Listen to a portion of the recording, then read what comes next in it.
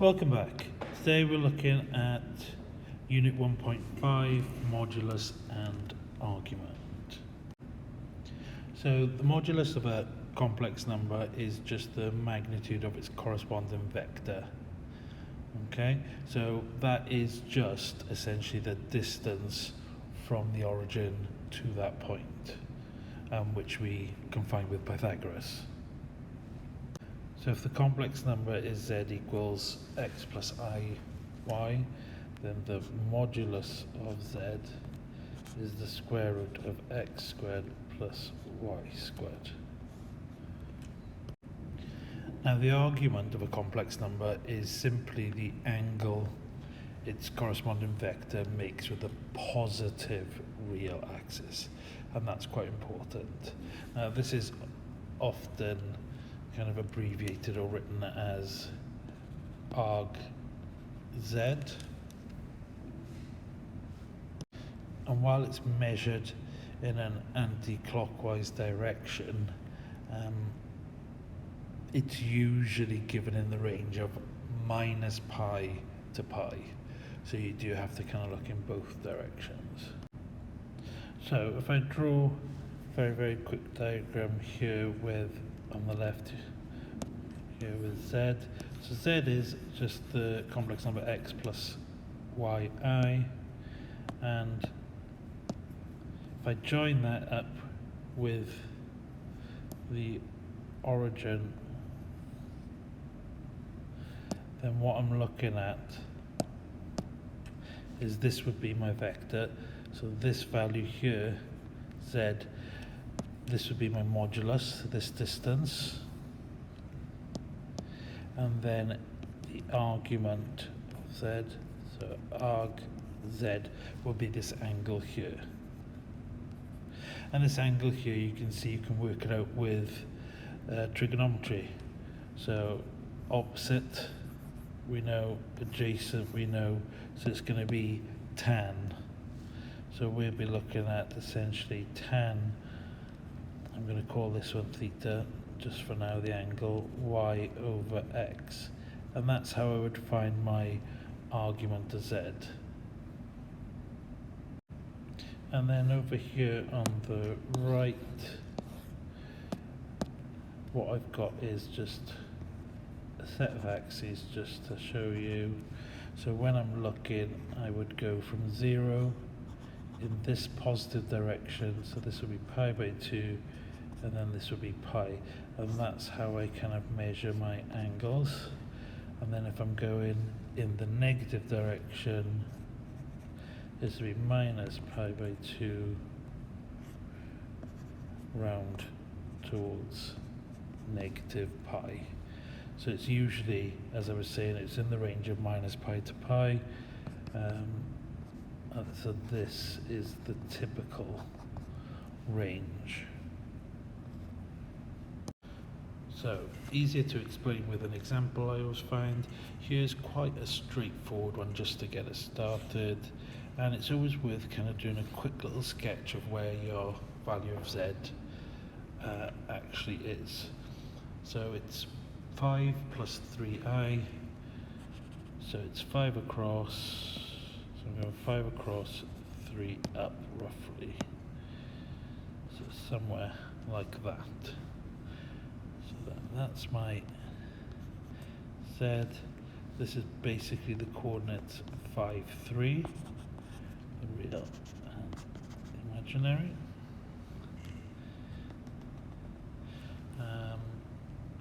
So these distances are 5, 3, and we often refer to that angle as alpha when we're finding it initially. So let's have a look. Find the modulus of z. So the modulus of z is just Pythagoras, so it's 5 squared plus 3 squared square rooted. So 25 plus 9 is 34, square root of 34, and we can leave it like that. Then part B is asking me to find the argument of z. So I'm going to start with finding tan alpha is opposite over adjacent. So what I've done here is just a similar problem, but with in a different quadrant. Okay, and again, find the modulus, and we're going to find the argument. So this one, very much like the last one, the modulus is going to be the same, because the length of the line is still the same. But just before I find the modulus, let's just do a quick little sketch, just to put it in the right place. So minus 5 minus 3 is over here. And that is what we are looking at. Okay, so let's go with finding the modulus. So the modulus, very much like the last one, I mean it's minus 5 squared plus minus 3 squared, so the signs don't matter. So we get 25 plus 9, so again we've got modulus, square root of 34. So exactly the same as the last one. Now what we need to do is find this argument of z. Okay, now I know that we talk about that the argument z is measured in a anti-clockwise direction, but because it's between minus pi and pi, when we go in the negative directions we need to go in that clockwise direction. So this is the actual argument of z angle there. Okay, now what I do, and I'm going to do this bit in black, is I just think first of all of it being in the positive direction. So we've got 5 across, 3 up, and I'm going to call this alpha. So we got 10 alpha equals 3 over 5, which then, just like the last one, is 0.54 radians to 2 dp. Okay, now what I can say is that this angle here is also alpha. If I just change colours, so to find arc z, if I think from here all the way around to here is minus pi radians, then my argument of z is actually minus pi radians plus the 0.54. Okay, so it's minus pi essentially plus the 0.54. And then this gives me minus 2.60 radians to 2 decimal places. Okay, so it's important that you get that point. So that actual arc z is that angle measured from this positive real axis.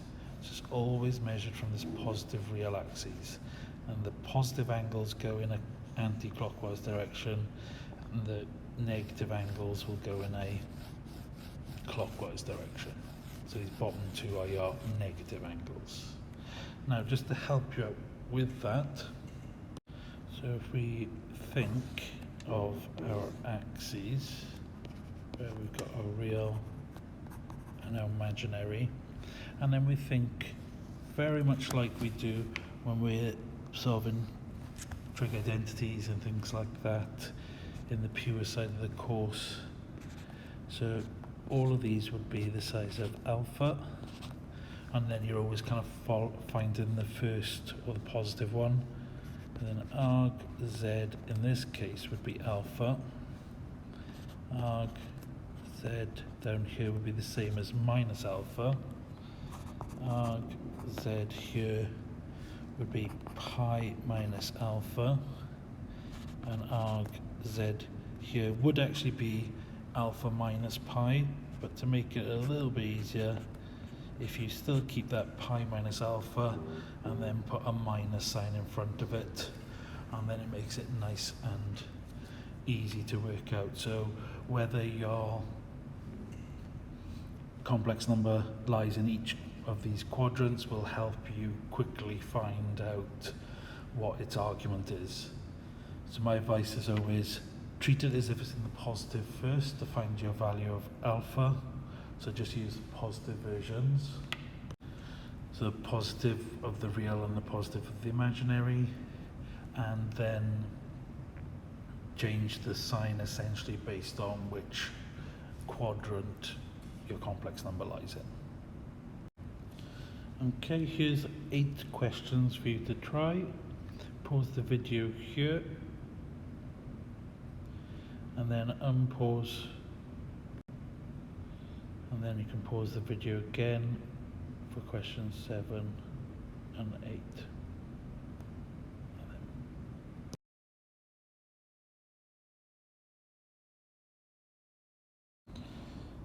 So with this one, the first thing you want to do is find your z squared.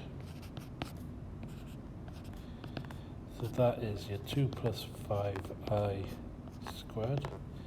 So that's 4 plus 20i plus 25i squared. I squared is -1, so you got 4 plus 20i minus 25. So you've got -21 plus 20i. Once you've done that, then you can find the modulus. So modulus of z squared is going to be the square root. So we're basically looking at 21 squared plus 20 squared. Okay, I've just used the positive values because when it's squared it's going to be positive anyway, so it doesn't make too much of a difference. So we got 441 plus 400, which is 841, which is 29. So we're just making a bit of room there. So now we're looking at argument of z squared. So the first thing I want to do is just find the positive value for alpha. So we're looking at 20 over 21. This will give me 0.76 radians. And then thinking about where this appears on the Argon diagram, it's, if I think of it here, it's minus 2120, so it's in this section here. So we're looking at pi minus alpha. So arg z is pi minus alpha, which is 2.38 radians. So part C on your Argon diagram. Now you don't need to put any kind of scales on this. You do have to be a little bit careful though with the odd distances. So z was 2 plus 5i, so if I put z on there, now z squared was minus 20 plus 20i, so I've got to make sure that that distance, I've got to make sure that this distance to my z squared is clearly bigger than this distance here. And again, you know, I could kind of alter this slightly if I was a little bit worried. Doesn't really matter. Okay, but you know, I don't want to put any scales on there because I want to keep it scaleless, but I need to make it obvious if one of them is a bit further away than another one. Then finally, in general, we just add in the vectors there. Okay, I mean that's not the best one. Let's at least join it to the origin. So question 7. So first I need to deal with z equals 6 plus 3i. Modulus of this, so we get 6 squared plus 3 squared square rooted, which is the square root of 45, or 3 root 5. And the argument is z. Well, this one's quite easy, so tan alpha opposite over adjacent, so alpha 0.46 radians, which is what my argument is because it's in the positive section. Now for part B, we're given lambda plus 5i plus z equals pi by 4. So lambda's a real constant, so that's nice and easy. Now I'd start here by substituting in z. So we got 6 plus 3i. And then this is, if I look at the real numbers, is the lambda plus 6, and then I've got my 8i as my imaginary number there. Now the 45 degrees, which we got here, the pi by 4, does make this nice and easy, well, easier. So we've got here pi by 4 is in the positive section. Now 45 degrees means that these two values are got to be equal in size. So I'm just going to call them A and A. So if I think back to my question now, my pi by 4 is essentially A plus AI. Those values are the same size, aren't they? So that means I can quite clearly see that A must be equal to 8. If I look at my imaginary numbers, so if I look, you know, comparing them, or if I rewrite it, maybe if I write it like this, it might be a bit more obvious. So the lambda plus 6 must equal A, looking at the real numbers, and the 8 must equal A if I look at the imaginary numbers. So we've got lambda plus 6 equals 8, so lambda equals 2. Write that over there. So lambda in this case is equal to 2.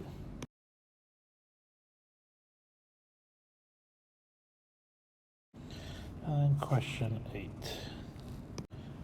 We have W equals K plus I, and Z is negative 4 plus 5ki. And final bit we know is that arg of W plus Z is 2/3 pi. So just think on the diagram where that is. It's going to be putting it into this section. So you're looking at 2 pi by 3, and this is just a pi by 3 there.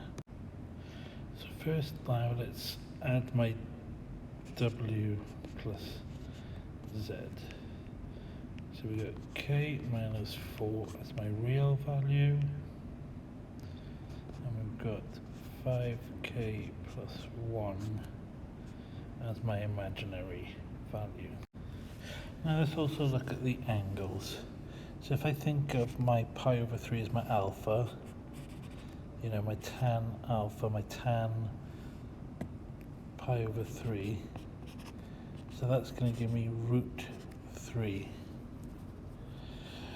So if I'm looking at that, it's essentially, if I look at the vertical and the horizontal, there are multiples of that root 3 over 1. So if I think of just the letter A, and I'm looking at it, and if I'm just looking at this, for pi by 3, we've got A root 3 and A. So it's in the same multiples. Okay, and that's what I'm going to use to help me then work out what my missing values are for K. Now, because it's in that other quadrant, second quadrant, we're looking actually at a negative A there and an A root 3 because of my 2 pi over 3. If that hopefully makes sense. So arg of W plus Z is equal to that 2 pi by 3 we said, which means that this k minus 4 plus 5k plus 1i is equal to minus a plus a root 3. So I can say that k minus 4 equals negative a, and 5k plus 1 equals a root 3. And now I've got two unknowns, two equations. I'll arrange this first one for A. So take the A this side, 4 minus k, and then I'm going to substitute it into here. So 5k plus 1 equals 4 minus k root 3. Now I need to expand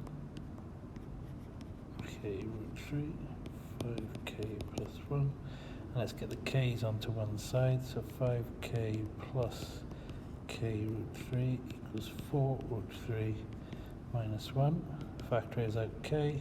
5 plus root 3 is 4 root 3 minus 1. So k equals 4 root 3 minus 1 over 5 plus root 3. Now that would gain us most of the marks, but we would be missing that final accuracy mark because we need to rationalize our surd here. So I just moved that over just to give me a bit of room, and then I can rationalize as I was saying, but I might as well use the calculator, as you know I'm allowed to do that. So you know, you can rationalize this obviously by timesing top and bottom by 5 minus root 3, but you know, you've got a calculator in the exam, so might as well save yourself a little bit of time there. Hopefully you enjoyed this video and it's been helpful. Please like and subscribe, and check back to see the next video. I'm posting videos pretty much every day.